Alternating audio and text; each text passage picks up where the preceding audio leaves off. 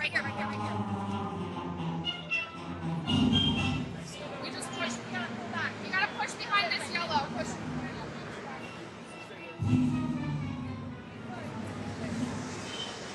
Keep that way clear, guys. Let them go through. There you go. Just shift over to the side.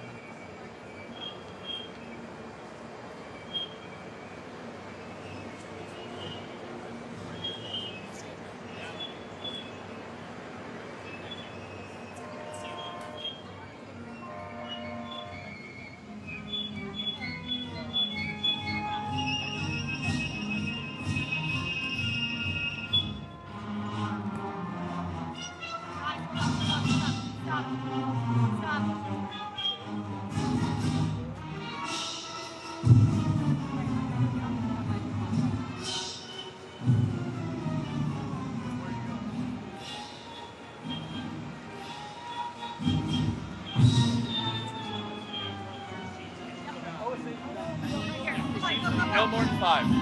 When I start spinning.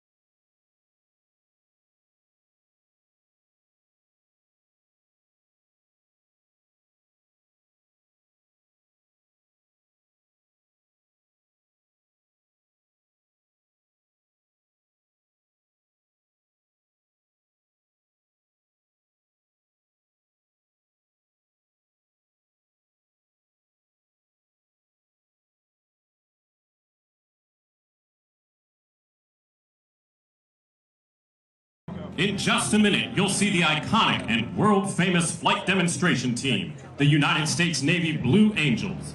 Right now, they are screaming up the Hudson River in their legendary 6-jet Delta formation. Be sure to note how rock-solid that flight path is.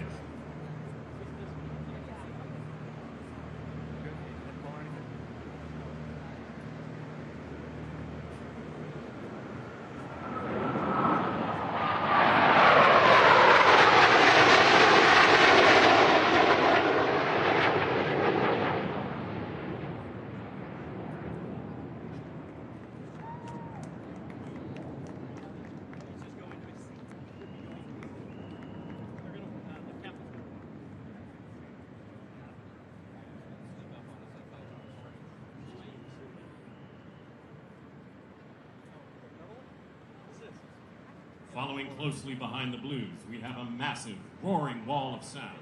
A 10-ship mixed formation showcasing the raw, tactical muscle of the United States Navy's carrier air wings. We have 8 F-A-18 Super Hornets escorting 2 of the cutting-edge F-35C Lightning IIs.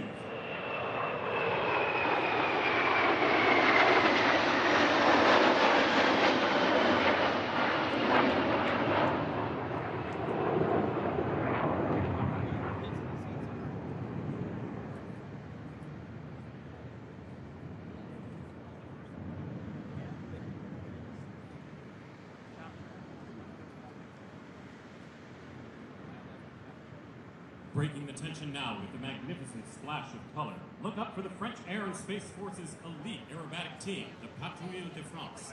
These 9 Alpha jets are red, white, and blue. What a beautiful display of Allied aircraft.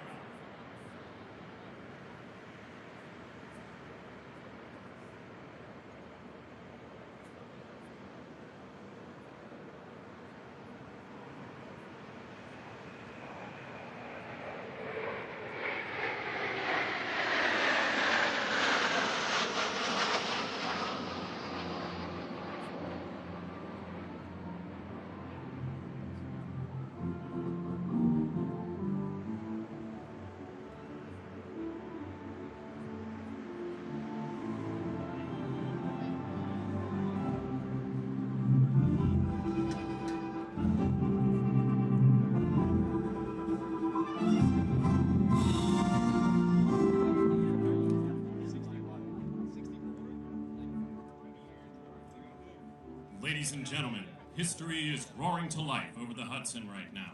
Look up to see the breathtaking commemorative Air Force in a stunning formation. Leading the pack are legendary heavy bombers from World War II, the mighty B-29 Super Fortress, escorted by a sleek, snarling P-51 Mustang.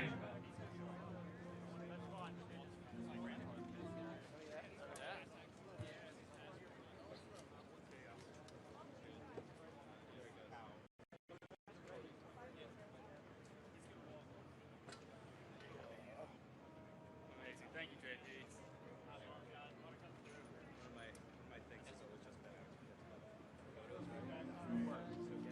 We're just gonna hang out for a second. Well, we can once he gets settled in his seat.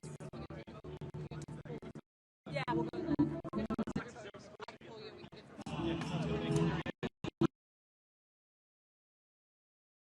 clear. We're gonna put.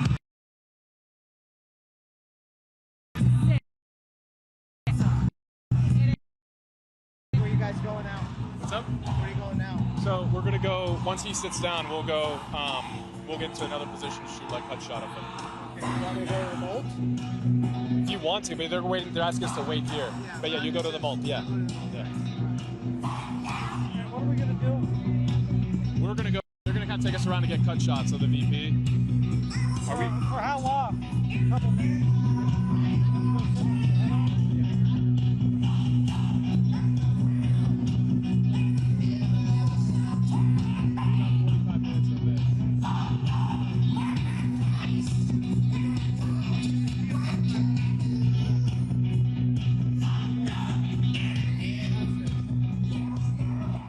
Oh, wow.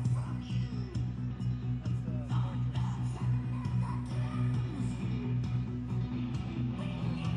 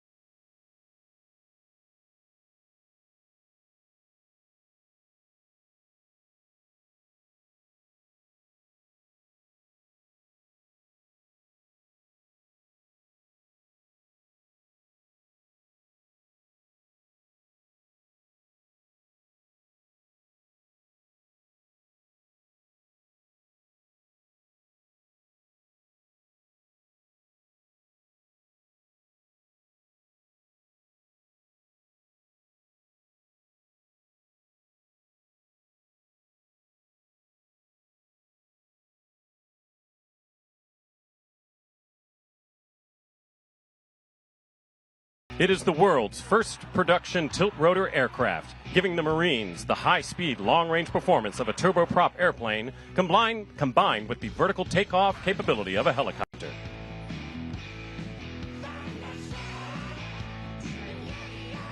Coming in low and steady now, we have a pair of U.S. Navy C-2A Greyhounds. Notice that unique high-wing design and the distinctive four-finned tail configuration.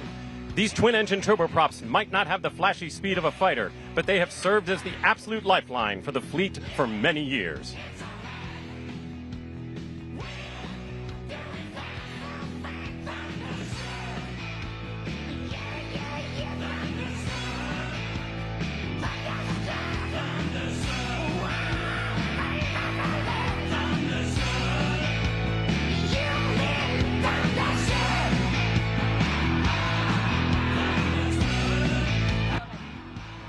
Right on the heels of the Greyhounds, block out the sun for two massive U.S. Marine Corps KC-130J Super Hercules transports.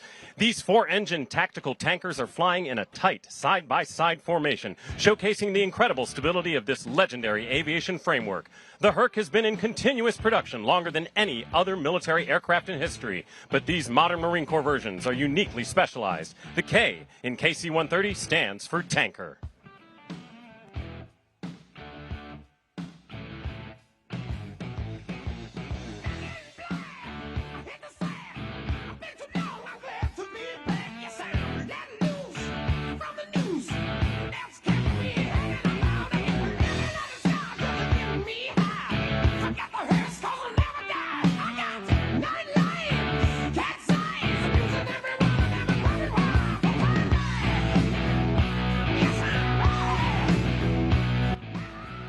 And now for a very special debut.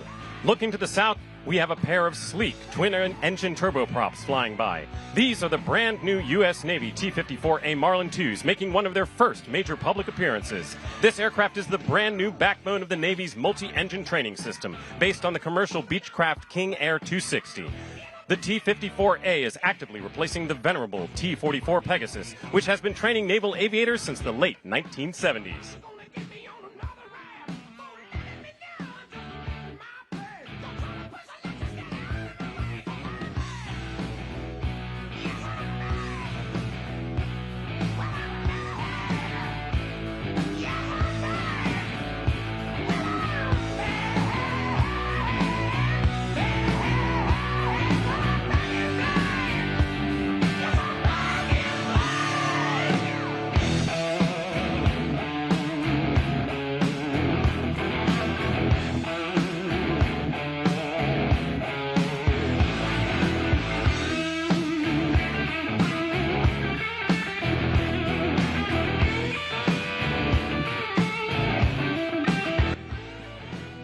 Up next, we welcome one of the newest members of the NATO alliance, Sweden. Hailing from the Swedish Air Force, this is their heavy lift champ, the C-130H, known locally in Sweden as the TP-84.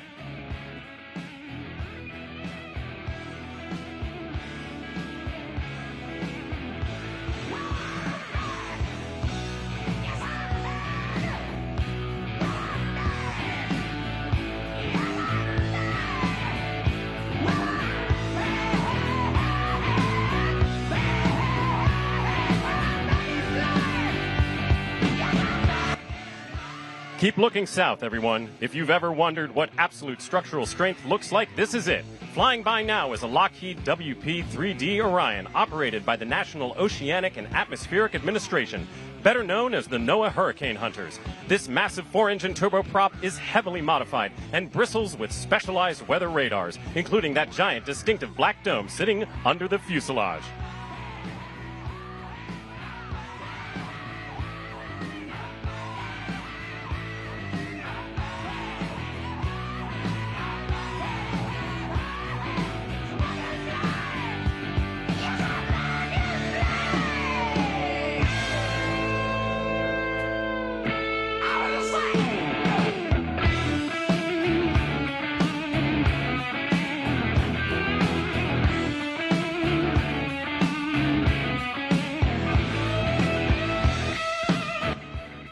Coming in next, we have a beautiful two-ship formation representing the lifesavers of the U.S. Coast Guard. Leading the pair is the long-range HC-130J Super Hercules, flanked closely by its medium-range counterpart, the HC-144B Ocean Sentry. Representing the humanitarian heart of our armed forces, they sport that unmistakable, high-visibility white, orange, and blue paint scheme. These aircraft are a beacon of hope for those in peril at sea.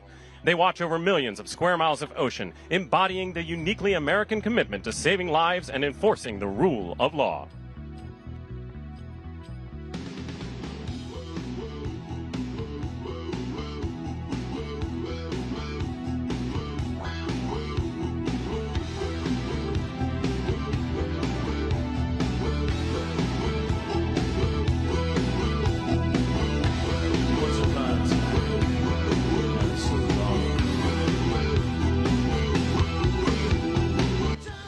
Closing out our heavy transport and rescue block today, the sky is filled with a massive display of Air Force tactical power. Flying overhead in a tight side-by-side pass is a standard C-130J Super Hercules alongside its highly specialized brother, the HC-130J Combat King II.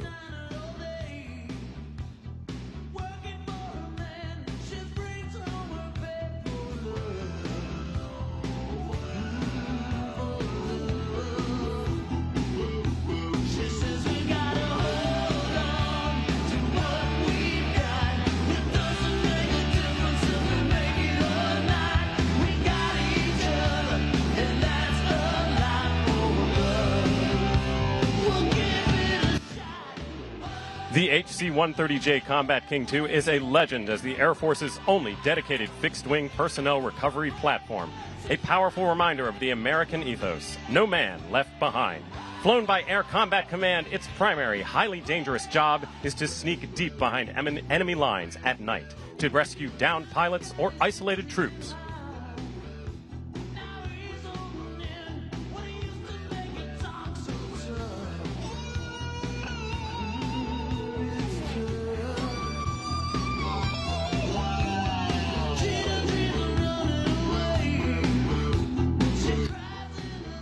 Up next, beating the air into submission is an impressive 5-ship formation of U.S. Navy MH-60R Seahawks, known in the fleet as the Romeo. This helicopter, equipped for its primary mission of anti-submarine hunting, is the undisputed apex predator of the ocean surface.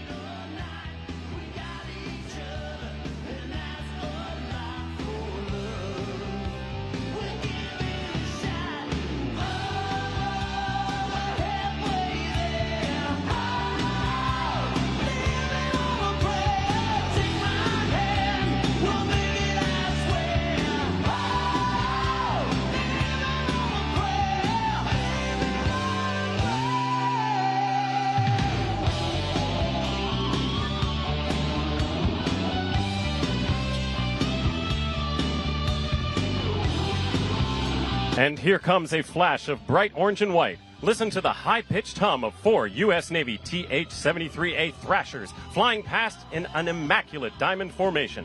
This sleek helicopter is the advanced training platform for the next generation of Navy, Marine Corps, and Coast Guard helicopter pilots.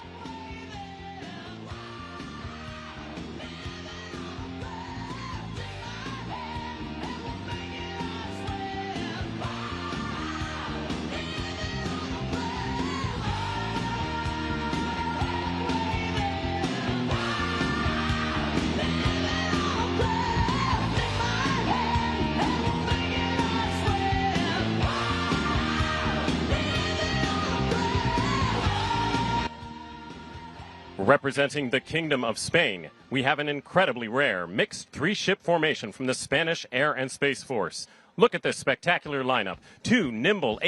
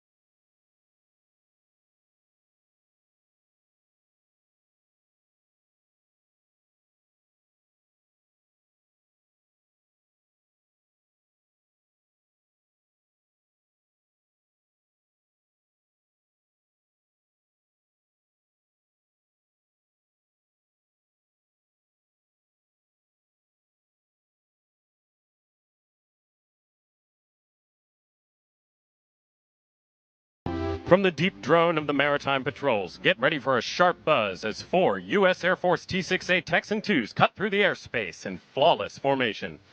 Keep an eye for those vibrant blue and white markings. This single-engine turboprop is the very first aircraft every single aspiring Air Force and Navy fighter pilot straps into to learn the fundamentals of military flight.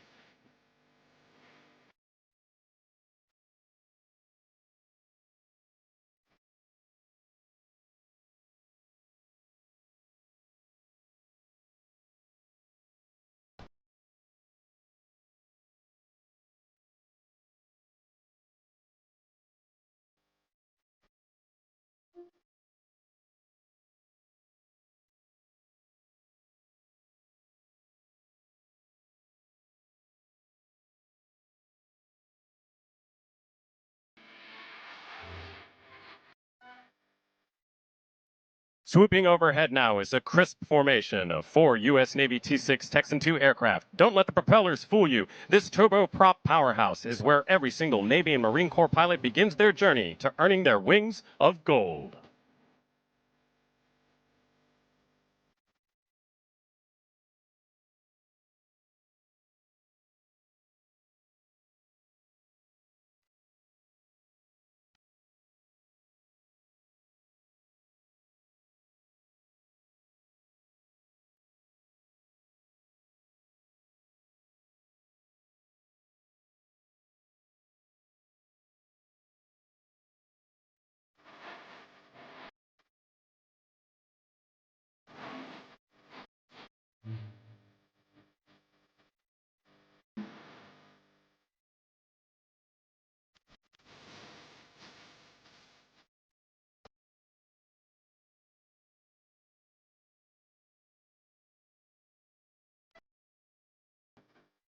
Screaming in now are 4 U.S. Navy T-45 Goshawks. This sleek, single-engine orange and white jet is the final step for student aviators before they transition to tailhook aircraft that land on United States Navy aircraft carriers.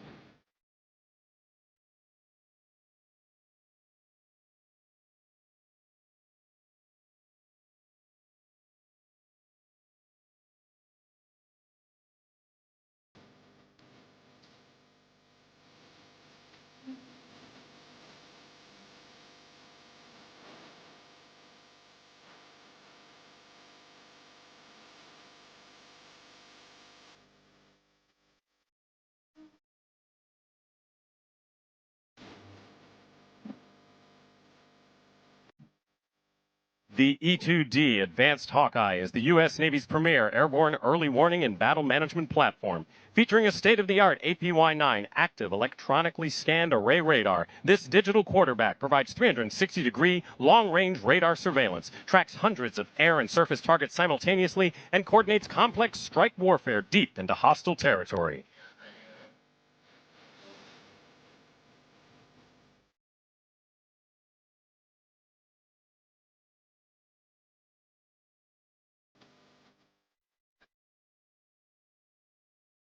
Did you know that the Hawkeye's distinctive rotating radar can monitor the air, sea, and portions of the land simultaneously, giving commanders an unmatched picture of the battle space before friendly forces ever arrive?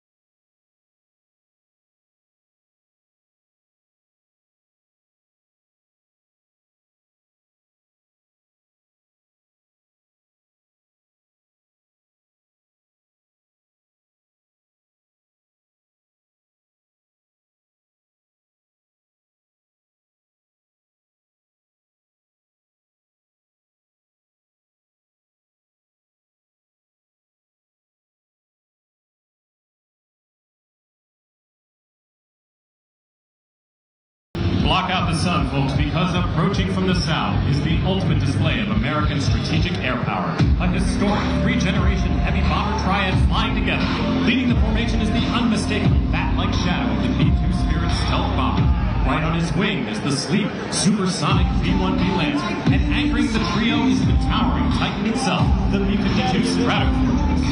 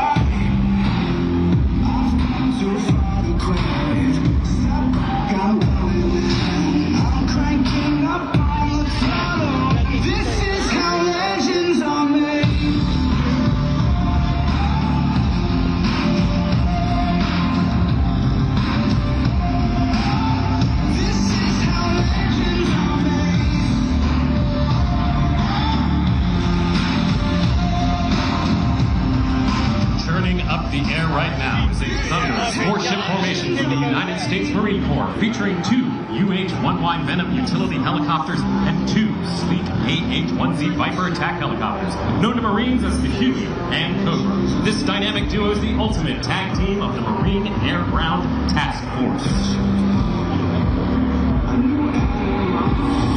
This is how legends are made.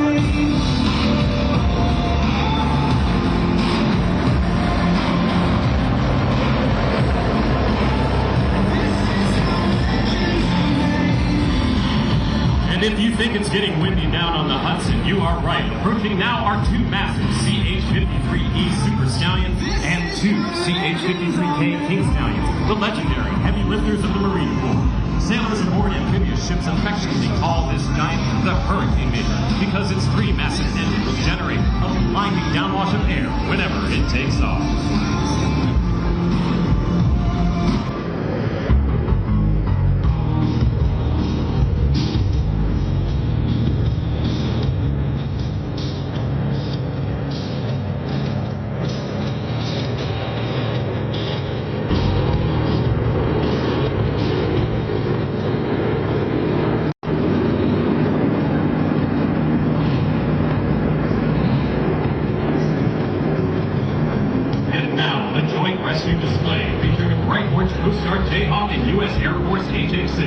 This is a beautiful showcase of inter-service unity. Whether responding to combat scenarios or devastating hurricanes, these crews share a common DNA of selflessness and bravery, always ready to extend a helping hand from the sky.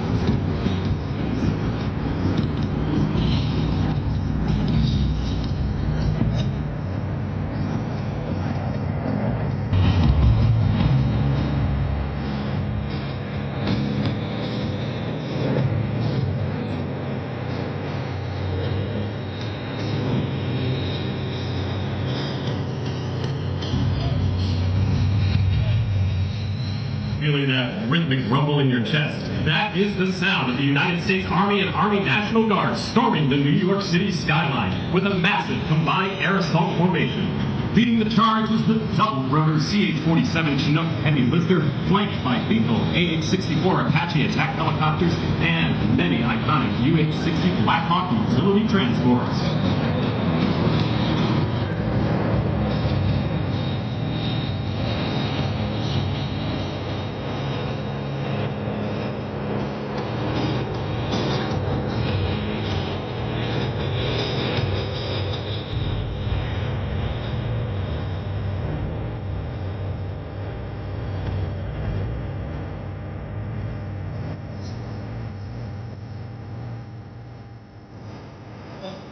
Did you know that Chinook has been in continuous production for more than 60 years, while the Apache's helmet-mounted sight allows the aircraft sensors and weapons to follow wherever the crew member looks?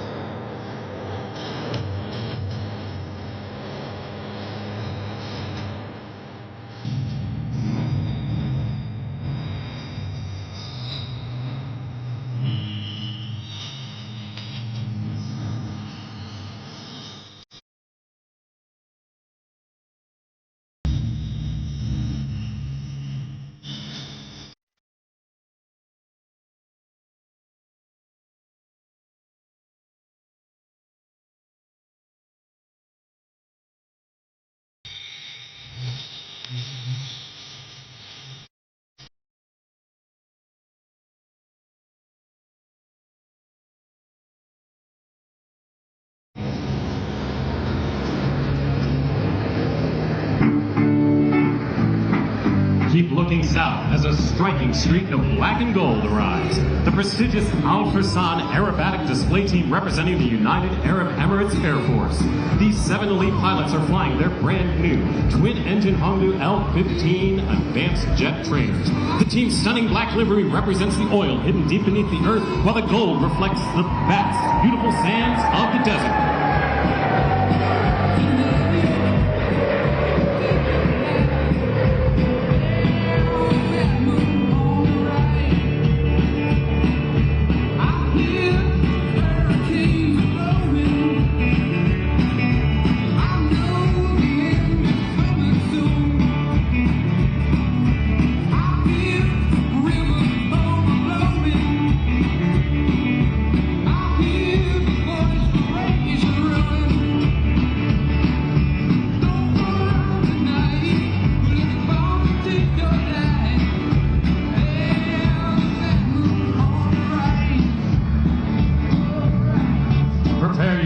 For a deafening wall of sound as the United States Air Force commands the sky with an incredible 9-ship tactical fighter formation.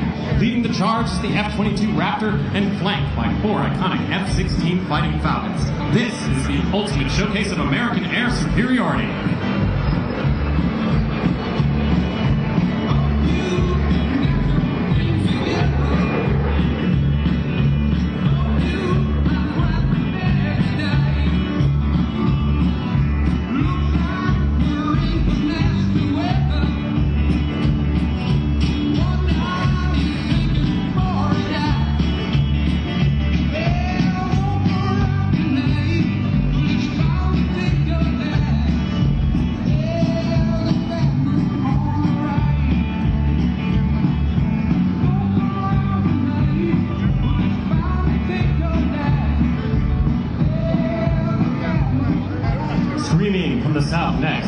Formation from the U.S. Navy featuring 2 frontline FA-18 Super Hornets escorting nimble F-5 Tigers. These aircraft belong to the Navy's elite adversary squadrons, where iron sharpens iron. By simulating enemy tactics, these elite pilots ensure that when American aviators face real threats, they are the most lethal, highly trained warfighters on the planet.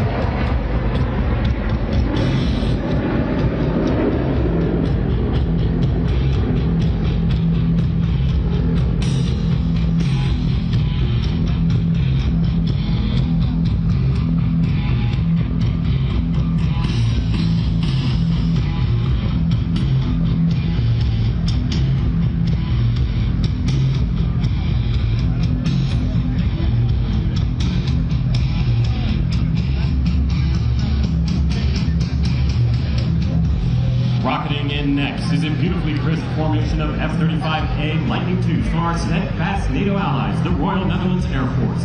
The Dutch were one of the primary international partners involved in designing this revolutionary 5th-generation stealth fighter from day one.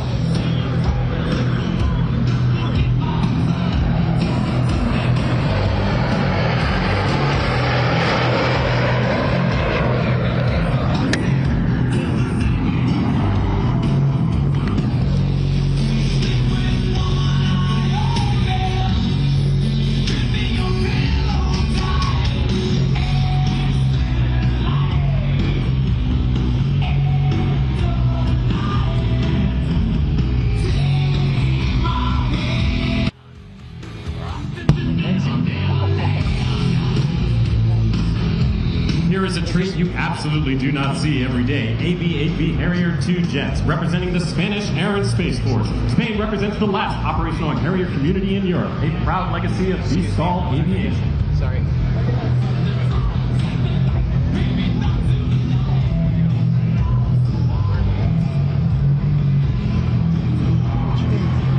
sure what happened. It just went crazy. I'm thinking of over battery.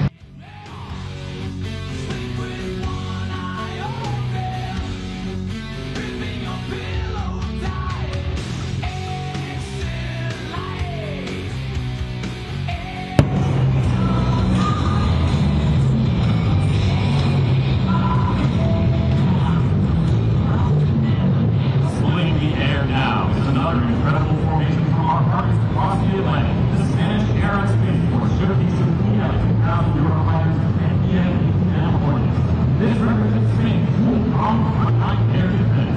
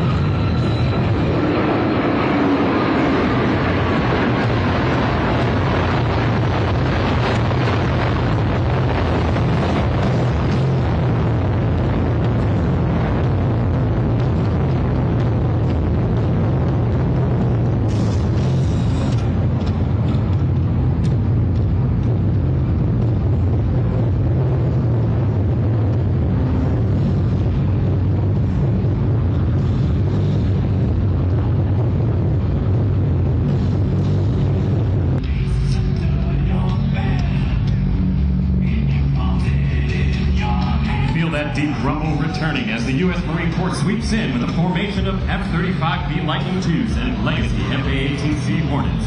This is a beautiful snapshot of marine aviation in transition, but highlights the relentless, anytime, any-place expeditionary power that keeps American interests secured locally.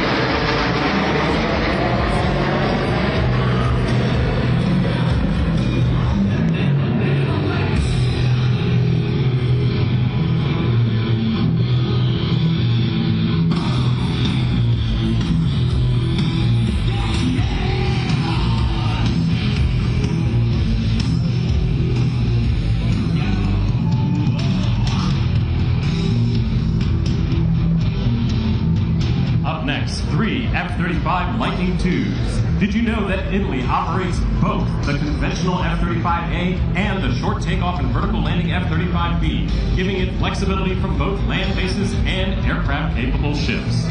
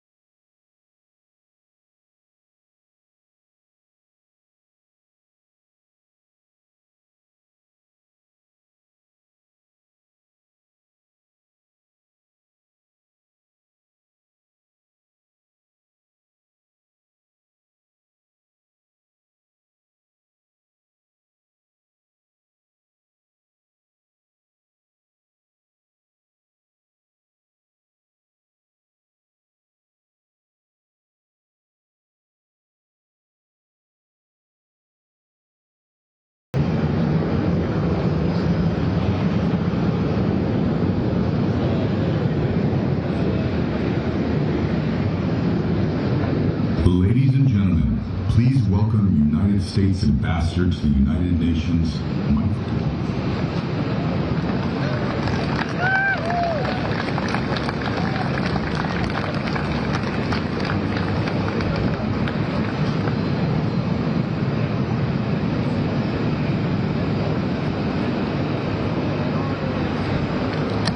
Hello, everyone. Great to be with you.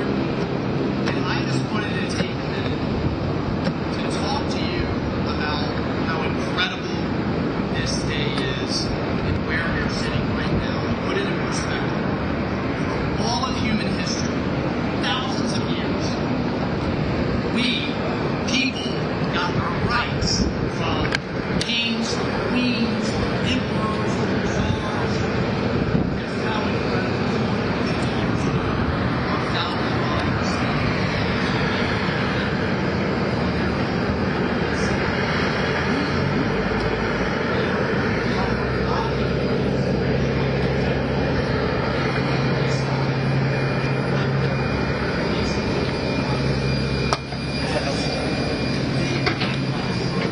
Weird Avenue? No. Oh, man.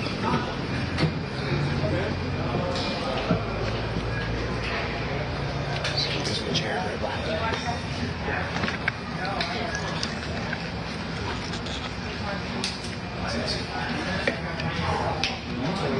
for, they always have to be defended.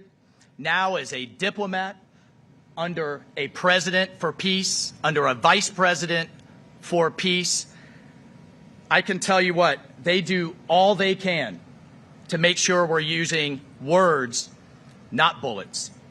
But our enemies know, our enemies absolutely know, when we're sitting at that diplomatic table and they look offshore and they see a ship like this, full of badass sailors, full of badass Marines, and sitting side by side with capable allies, they know President Trump, Vice President Vance, Secretary Rubio mean business, and they make my job a hell of a lot easier. So, as an Army guy, I stand here today proud to say, go Navy, and happy birthday, America. Thank you, and I salute you. God bless you.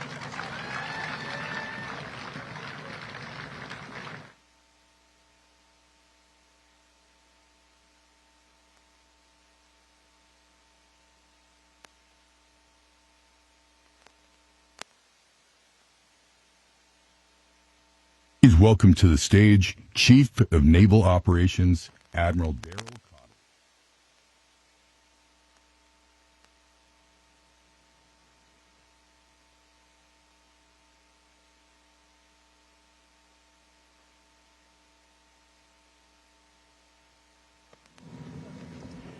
Good morning, everyone.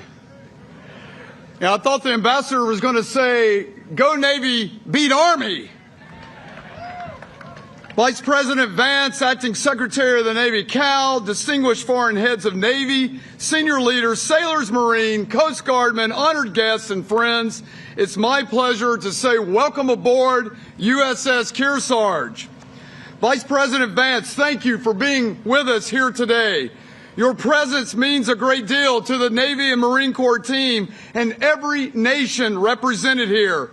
There's no better place to celebrate the enduring value and freedom than on board a United States warship, surrounded by the ships and sailors of nations committed to preserving peace and security at sea. Acting Secretary Cal, thank you, sir, for being here and serving as the reviewing official for today, and for bringing together this extraordinary gathering of ships, crews, and maritime leaders to honor 250 years of American independence. I also want to thank Captain Goshinsky and the crew of the Kearsarge. Great warships don't simply arrive ready. They are made ready through disciplined crews, careful planning, and countless hours of hard work. Today's ceremony is a reflection of that professionalism and the pride of our sailors and Marines take in representing our nation. So to the Kearsarge team, bravo Zulu. I also want to thank every unit involved in making this event possible. Your professionalism helped make this celebration worthy of the moment. We gather aboard an American warship to celebrate the 250th anniversary of the independence of the United States of America. 250 years ago, our nation declared that liberty was worth defending. From the very beginning, that defense depended on command of the sea. Our first Navy was created not simply to fight battles, but to protect our commerce, strengthen our alliances, and secure the freedom upon which our young republic depended. That story continues today. The International Naval Review is more than a ceremony. It's a display of maritime strength, shared purpose, and international friendship. It demonstrates that like-minded maritime nations continue to sail together in defense of our shared interests and shared values. We train together, we operate together, and if called upon, we are prepared to fight together. Our interoperability is built through years of shared operations, mutual trust, and professional respect. To every participating nation, thank you. Looking across the waterfront today, we see far more than a collection of ships. We see generations of maritime tradition, enduring partnerships, and the collective resolve of nations committed to preserving peace through strength. Your ships, your crews, and your presence remind us that maritime security is shared security. No nation can protect the sea alone. Together, through trust, interoperability, and shared resolve, we preserve the freedom of the seas, deter aggression, and help ensure stability for generations to come. God bless our nation, the United States Navy, and the sailors and families that serve. Happy birthday, USA!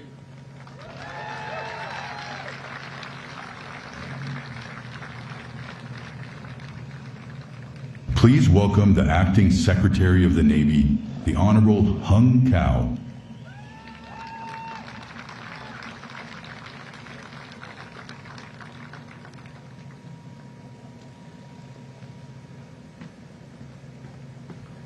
Good morning, everyone. Happy birthday, America.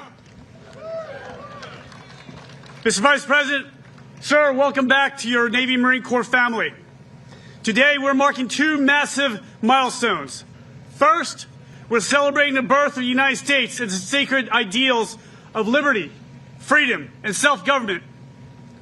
This year, as we commemorate America's 250th anniversary, we honor 2.5 centuries of grit, sacrifice, and raw courage by the warriors who have defended these ideals. Second, the International Naval Review, standing on the deck of this legendary warship alongside our global allies and partners, proving to the world that our maritime coalition remains unbroken, lethal, and ready for the next 250 years. For 250 years, our Navy Marine Corps team has owned the high seas. We've defended this homeland, projected devastating power ashore, and represented the absolute best American strength around the globe. This history isn't just in the textbooks. It is welded into the steel of this ship, USS Kearsarge. In 1864, the original Kearsarge hunted down and destroyed the Confederate raider CSS Alabama off the coast of France. That victory showed the world that American sea power was real and that we will protect our nation's interests whenever and wherever they are threatened. Today's USS Kearsarge carries the exact same fighting spirit. As a flagship of an amphibious ready group, the ship is the ultimate Swiss Army knife of national security. From launching Marines into the fight to delivering life-saving humanitarian aid and executing high-stakes special operations missions, Kearsarge gives the President and the Vice President lethal, flexible options that no other force on Earth can match. Now let's be honest, Kearsarge is no spring chicken. She was commissioned in 1993. She's got over 33 years of hard miles behind her. But I've said this before and I'll say it again. Our sailors and Marines don't make excuses. Heck, you can give them a rusty K-bar and a leaky canoe and they'll sneak into your country and kill you.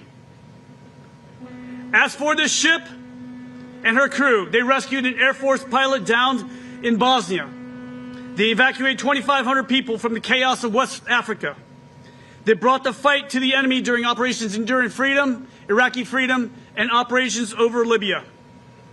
They surged into the Middle East to secure vital global shipping lanes and hunt down maritime threats. They delivered life-saving disaster relief in the Caribbean and Latin America, stepping it up during Hurricanes Irma and Maria when they devastated the region. And recently, they pushed deep into the high north and Baltic Sea, operating side by side with our allies and partners to remind our adversaries we represent maritime dominance wherever we sail. For 3 decades, Kearsarge sailed the world to reassure allies and remind our enemies, if diplomacy fails, we have a very big stick. American sea power is measured by our readiness to fight and our absolute commitment to serve. The International Naval Review isn't just about looking to the past, it's a call to action. 250 years ago, our founders knew that America's survival depended on a dominant Navy, and today we're answering that same call.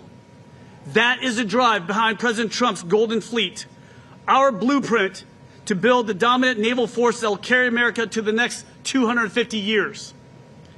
We're going to build ships. We're going to expand our fleet, rebuild our shipyards, inject strength into our industrial base, and dominate the technology of tomorrow.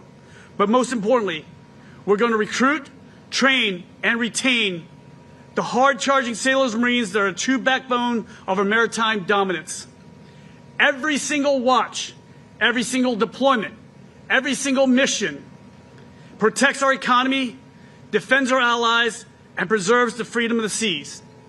The Golden Fleet of today is like Teddy Roosevelt's Great White Fleet before her. It is our promise to the next generation that America will continue to lead, continue to deter, and continue to preserve peace through strength. I have no doubt that when this country turns 500 years old, we will owe it under the protection of the lethal Navy Marine Corps team that we're building today. That is our promise. To our sailors and Marines, I'm never above you, I'm never below you, I'm always beside you. Semper Fi and Hoo-yah. Now, it is my distinct honor to introduce a leader who has fought tirelessly for our service members, our veterans, and our families. A brother in arms who once wore the uniform of the United States Marine. Ladies and gentlemen, please join me in welcoming the 50th Vice President of the United States, the Honorable JD Vance.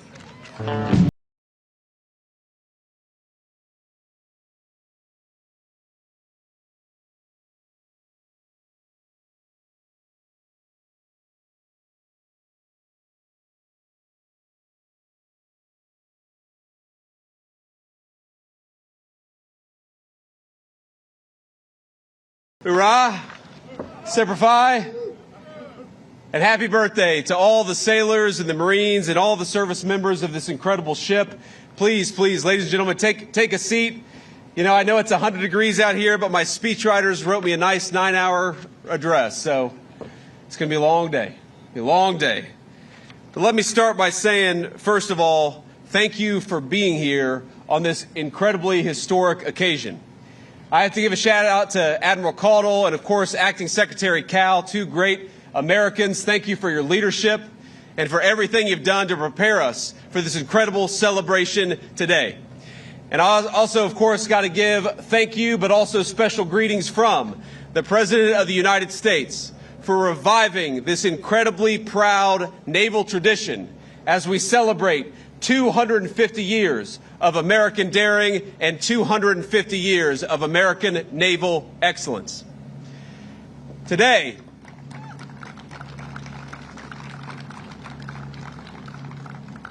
we celebrate 250 years of America facing the future without fear. We celebrate 250 years of proving what a free people can achieve by the providence of our almighty Creator. I want to welcome the incredible sailors who are with us today, all the Marines, the Coasties, and countless others from all of our forces who serve our nation and do so proudly. And I especially want to thank and welcome our wounded warriors and Gold Star families, many of New York's finest police officers and bravest firefighters, And of course, we have a number of local leaders from across this tri-state area. I'm honored to welcome the dozens of Navy chiefs and other guests from other countries around the world who represent the vessels joining us in today's review. And to the Americans who are watching back home, we have over 50 countries from all over the world who chose to send fighters or naval vessels here to honor our country. And we say from the bottom of our hearts, we are grateful for our friends, grateful for our allies on this special anniversary. It is a very American thing to ring in 250 years of American history by parading our naval and Air Force might for the world to see.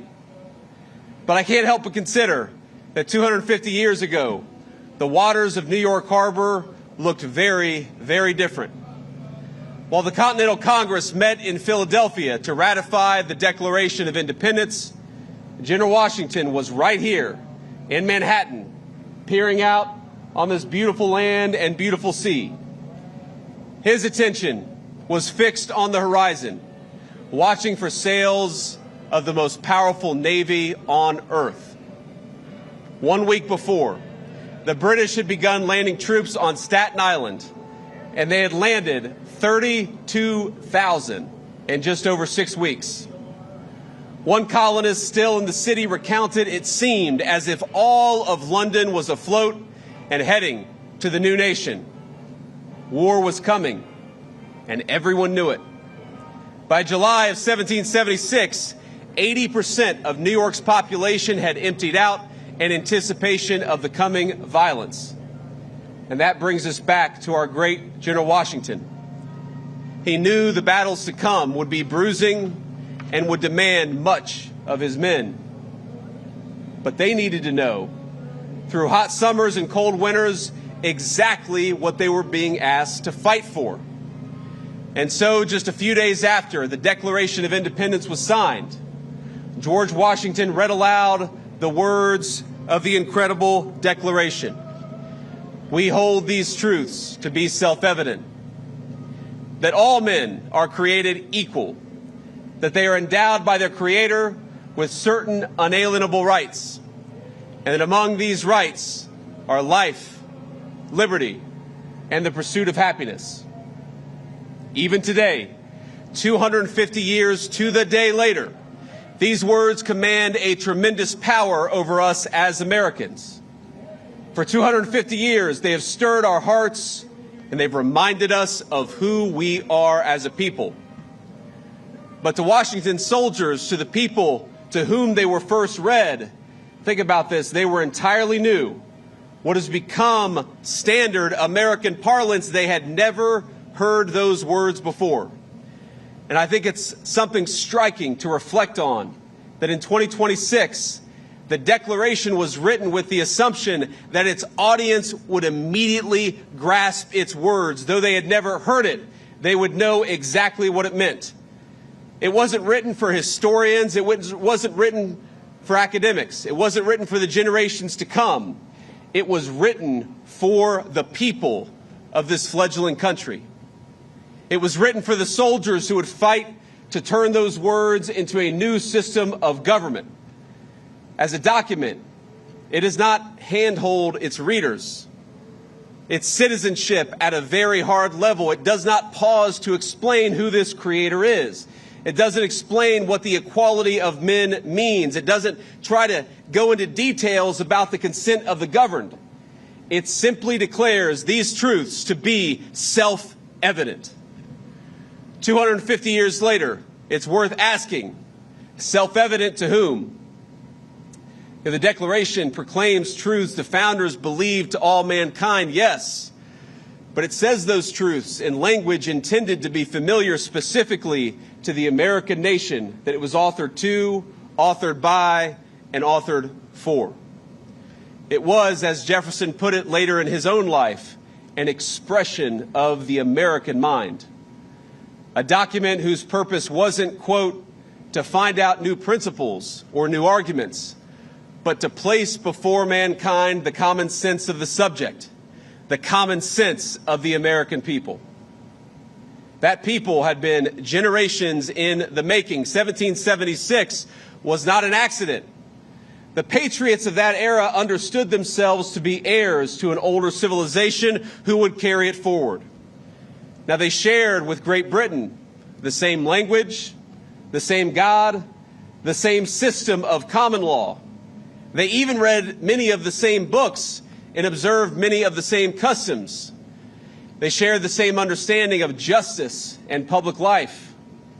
George Washington's boyhood offers a small but revealing example. When he was 13 years old, he copied down more than 100 entries from a tiny little book called The Rules of Civility and Decent Behavior. It was not an American work, but it was first published in London more than a century before George Washington was born. Yet the America that formed Washington demanded qualities that no book, no manual could teach. Before General Washington commanded an army, he spent his 20s surveying America's wild interior, saving up money, learning self-reliance on a continent that rewarded initiative more than pedigree. It didn't care if you were a nobleman, it cared what you could do. Now, our society at the time reinforced the habits Washington learned in the wilderness. Frontier life rewarded resourcefulness, while America's colonial assemblies taught citizens to govern their own affairs. It taught citizens to be self-governing human beings. Churches at the time, especially those who were touched by the Great Awakening, reminded congregants that no earthly hierarchy outweighed the equal dignity of every human soul before its creator. All of that came together. And so it was no surprise that when Washington's soldiers first heard the Declaration 250 years ago, they understood precisely what it meant. They understood the meaning that was conveyed. It was seismic, but it was their birthright as citizens of this new republic. The words might have been new, but they expressed a feeling, something that already lived in the heart of every single American patriot. And I believe those words still live in the heart of every single American patriot today. And for 7 long years, they fought for that birthright. It wasn't easy. On some days, it was hotter even than it was today, as hard as that is to believe. Many suffered and died for that dream and died for those principles. But by the grace of Almighty God, they secured for us a free, a proud, and an independent republic that endures, and doesn't just endure, but thrives to this very day. As Washington traded in the uniform for the presidency, he remained preoccupied with the physical land that had shaped him. He imagined wagons crossing mountains, paths out of the Alleghenies and the Appalachians, and canals connecting the Potomac and the Ohio River to its western valleys. Our first president would not live long enough to see that vision of a continent connected. He would not live to see it to completion. But the rivers he surveyed in his youth carried on westward without him. They carried settlers and new riches and cities waiting to be built. And eventually, they carried a 13-year-old boy by the name of James Buchanan Eads. In the fall of 1833, Eads and his family, like many Americans, moved west to the nation's growing frontier, the land of opportunity. And as their steamboat approached St. Louis, its boiler exploded, throwing him into the turbulent waters of the Mississippi. The family lost everything, every earthly possession, and the river nearly killed young Eads. From that moment on, he vowed not to be a slave to that mighty river, but to make it his own.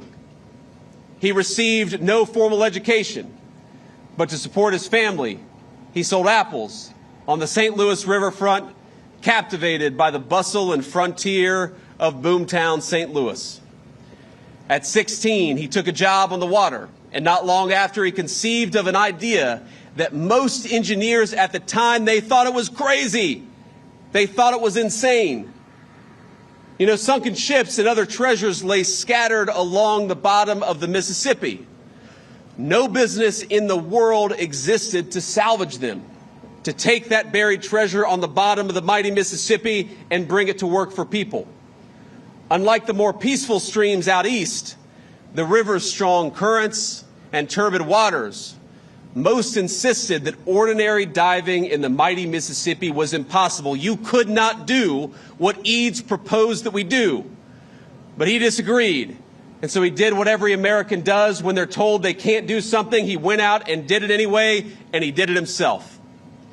He bought a 40-gallon whiskey barrel, fixed it to a diving bell, and climbed in, and down he went all by himself.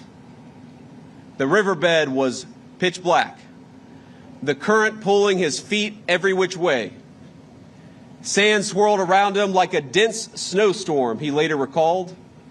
But he located his target, a large hunk of lead, tied on the cable, and came back to the surface.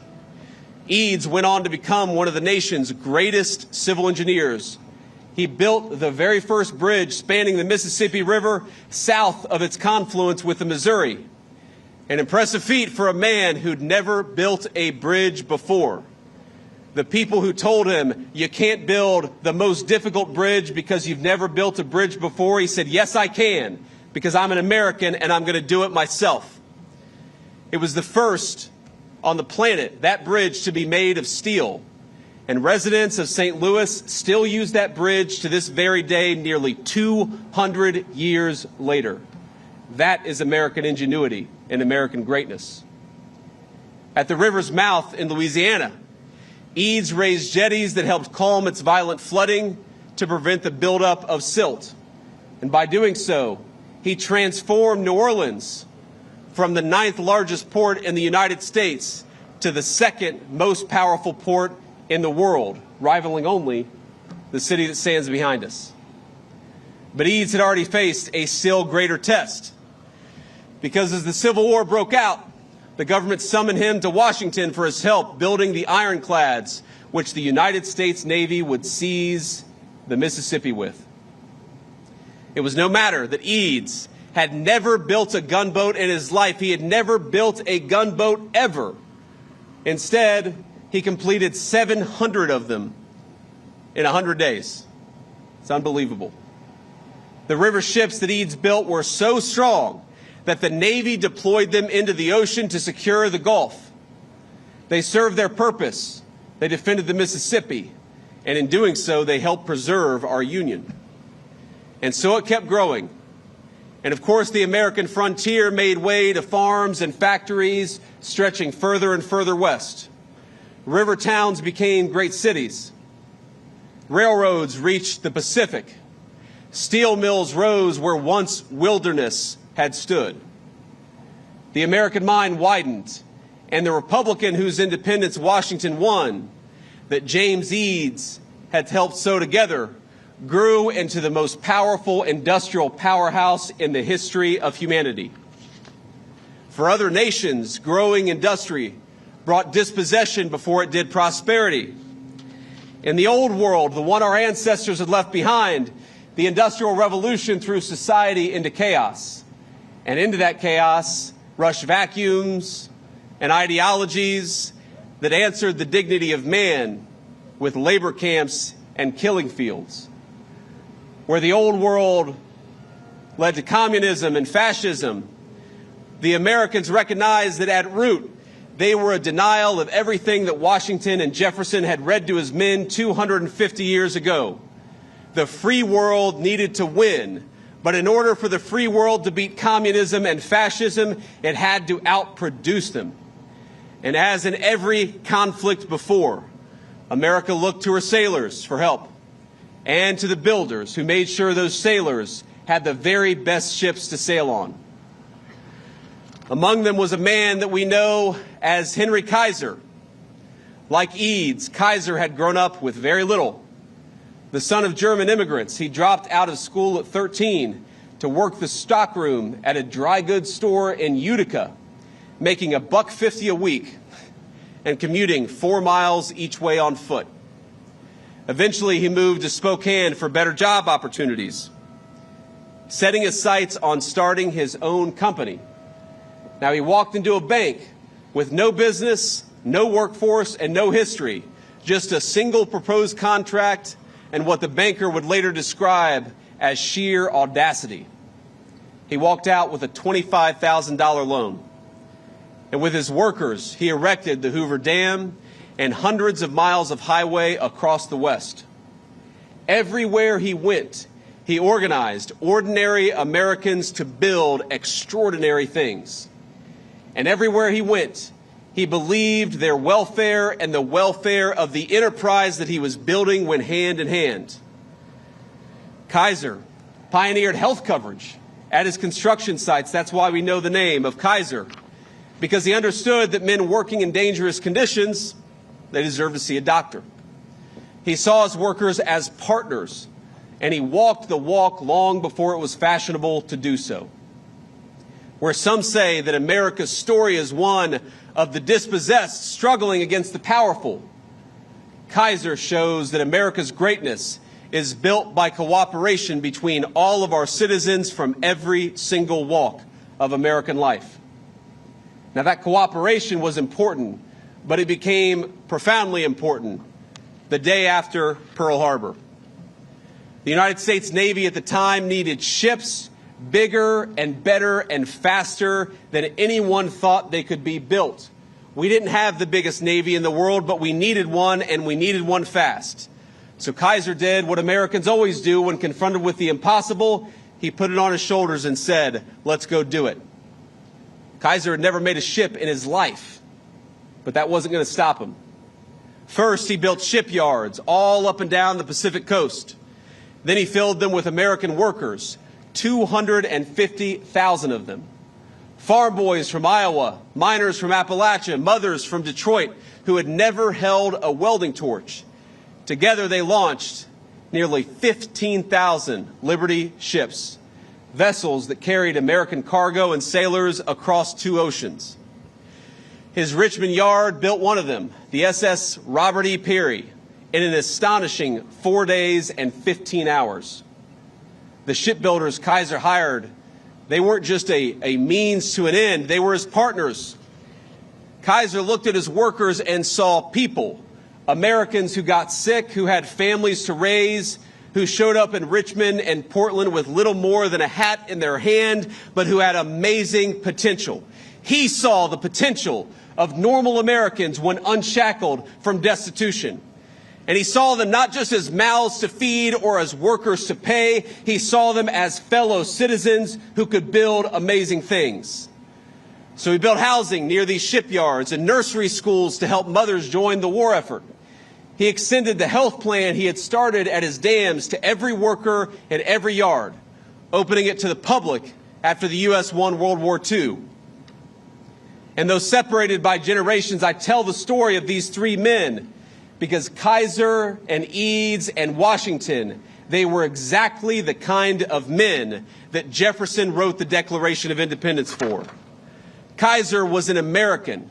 He looked at what needed doing and he did it, and he trusted the men and women around them to do the same, knowing that he could only do his job if they did theirs too. Our Declaration of Independence may have spoken to universal human truths and broadly shared human desires. Of course it does. But it was a document written by and for a particular kind of people, the American people. From General Washington to James Buchanan Eads, from Henry Kaiser, one of America's great shipbuilders, to the sailors standing here today. And by the way, what you folks watching at home on TV may not realize is that everything that you saw, everything that you see today was destroyed last night in a storm, but these great sailors rebuilt it in 12 hours so that you all could be here, so that we could have this amazing procession, and so we could celebrate our 250th birthday in style.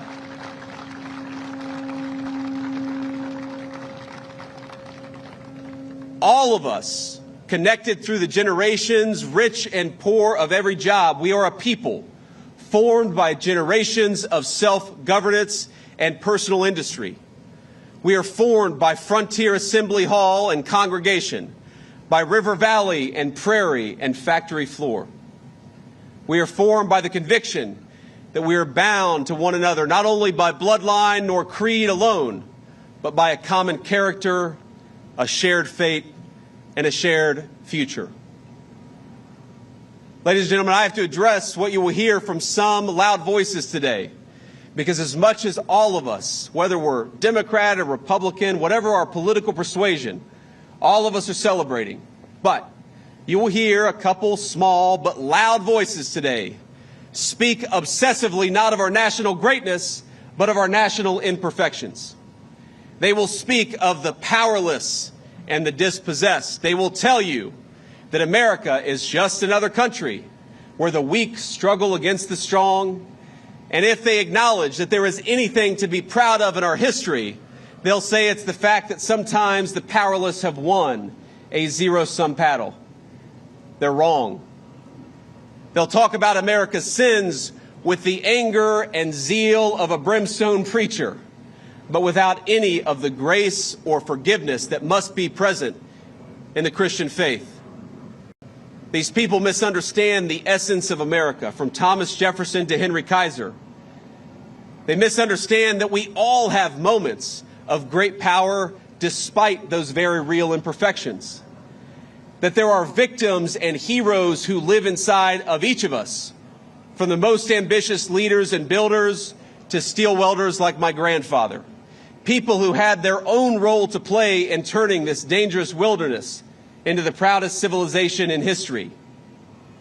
So what I'd ask you to do, my fellow Americans, on our 250th birthday, is to reject the two-dimensional view of your fellow citizens and reject the two-dimensional view of your country. Reject that America is a place for zero-sum thinking, because it is not. Our history is one of people carving a great civilization out of the wilderness. Reject the view of your nation that sees only its sins, but not its grace and its greatness. Everything that we have done as a country, we have done together. Not as citizens divided against each other, but as a common people working towards a common future. When we won our independence, we were led by General Washington to liberty and greatness, but marching ahead of him were thousands of boys from all over the new nation who gave Washington's military genius its foundation and its firepower. When we saved the world in World War II from tyranny in the 20th century, of course we needed great military leadership and tactical genius from our generals, but we also needed Rosie the Riveter, Iowa farm girls who built the machinery of war, and the sweethearts they sent to a world away to storm the beaches at Normandy. When we went to the moon, of course our great astronauts flew the rockets, and our great men of science and engineering built them. But there were clerks and janitors and welders like my grandfather who each played their distinctive American part. All of us have a part.